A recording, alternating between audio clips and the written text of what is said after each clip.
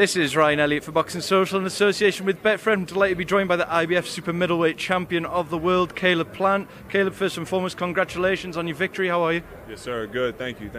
Let's talk about that homecoming then. When you look back on your performance, I'm sure you've reflected upon the fight. What did you make of your performance in there?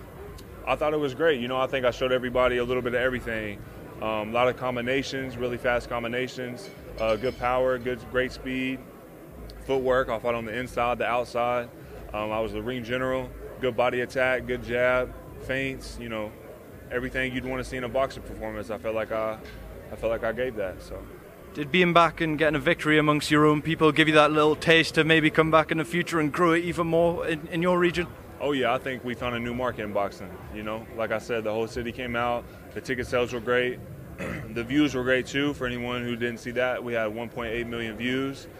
So I feel like everything is just really starting to be on the rise. We'll come on to what's been in the news in a minute, but first and foremost, if it were up to you going into your next fight, who would you pick if you could have anybody's? About unifications now? We've actually sent an offer out to Callum Smith to try and make a unification fight, and we've also sent an offer to Triple G. So, we're just waiting to hear back on them. I'm not just blowing smoke. We've really sent an offer out, so we're going to see what comes of it. With what we've seen today, Wilder Fury 2, we've just had the press conference, two sort of promoters, two networks working together on a fight. Does that give you confidence that a fight with Callum Smith or Golovkin could be accepted and could go ahead? Yeah, absolutely. It takes two special people to make something like that happen. But I think it's something we can do, and clearly my team is willing to do that, or otherwise we wouldn't send an offer out. So. You mentioned the offers have gone out there. Obviously, you've been in the news post-fight because of the sort of back and forth with Oscar De La Hoya and Canelo. You said in your post-fight press conference when asked that you wouldn't take that fight in May because you need more time to prepare and you didn't want to be in the same situation as Kovalev. Could you just clarify that situation from your point of view? I didn't say that I don't have enough time to get ready because a world championship fight is 8 weeks long. So clearly there's more than 8 weeks from now to that fight, but I don't have time to rest. I don't have time to rest from the fight that I just had. And it's not the fight that I need to rest from, it's the training camp. I know I didn't take a lot of punishment in that fight. I won in spectacular fashion. It's not the fight that you have to rest from, it's the training camp. All the work that goes in that, all the sparring rounds, all the miles, all the sprints, all the dieting. People say, well, Andy Ruiz took it on short notice. But how did that work out? That wound up being a fluke. And on top of that, Andy Ruiz doesn't have to make weight, So, and he had more time to get ready for that fight than, the time, you have to rest from training camp. And they know that. They know that. They're just trying to, they're not even going to fight me. They haven't even sent me an offer. A secondary guy reached out to someone on our team, and it was left at that. They never even sent an offer.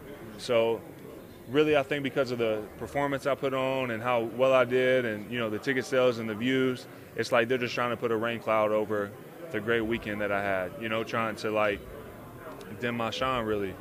But they can't do that. They're not going to damper on my parade. They're not going to rain on my parade. It was a great performance, and they haven't even sent an offer. So, and even if they did, it's just not reasonable time. I'm a legitimate world champion. And on top of that, when Andy Ruiz did it, he wasn't a world champion. He was dying for that spot. I've solidified myself as a world caliber boxer. I've won a world title against a reputable name, and I've defended it twice. You can't just come at me with any type of offer.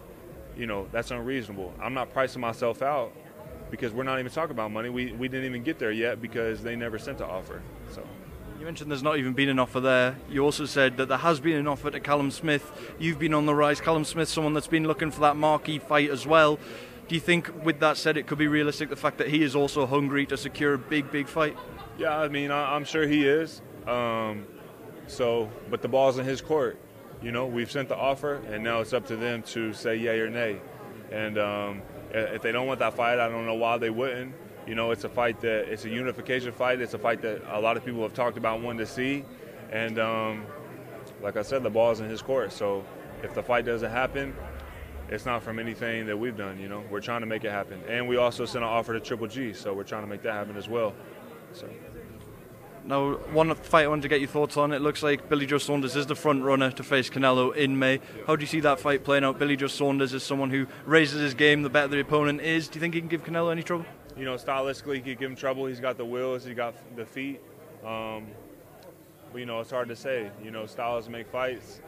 And but he's the one that he's probably going to fight anyways. You know, and then after that, he said he wants to fight in Japan. So really everything that Oscar's saying, it's not even real. You know, he's just trying to, like I said, try and rain on my parade, but it's not working.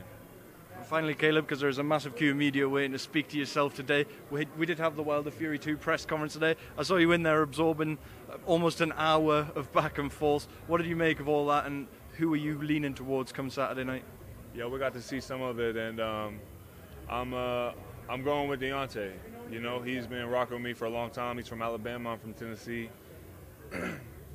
He's been a huge supporter of mine for a long time, so I gotta go with my guy.